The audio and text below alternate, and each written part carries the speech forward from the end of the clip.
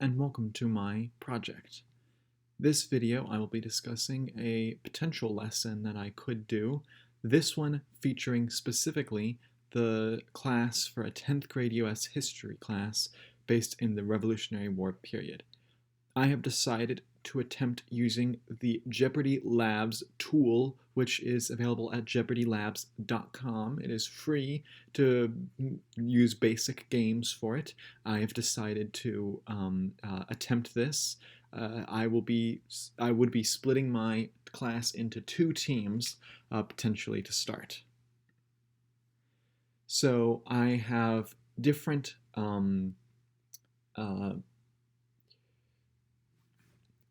sections that the students can choose from. You have presidents, generals, famous acts, revered individuals, and a bonus section. So the way this would work is that students would select a category that they would prefer. We will begin with an easy one like presidents for 100. And the question is, this man became the first president of the United States of America after serving as general in the Revolutionary War. And the team would have to respond, and the response would be who is it. They would get the 100 points. Now that 100 points is now gone, and the other team cannot go for that category. And I'll use a different example here. Let's go to revered individuals for 100. This individual was immortalized by Henry Wadsworth Longfellow for his great ride warning the colonists that the British were coming. And this is Team 2's opportunity, and they would answer with who is Paul Revere. And if they got that, they would get the 100 points.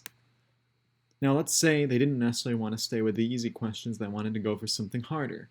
So we would go to something like the famous acts for 500. And this act says, these 5 laws making up the coercive acts that were passed in 1774 were known by this name in the colonies. And this is back to Team 1, and they would answer with, what are the... Now let's say Team 2 wanted to go with generals for 400. And General Washington crossed this river in order to surprise the Hessians on Christmas Day.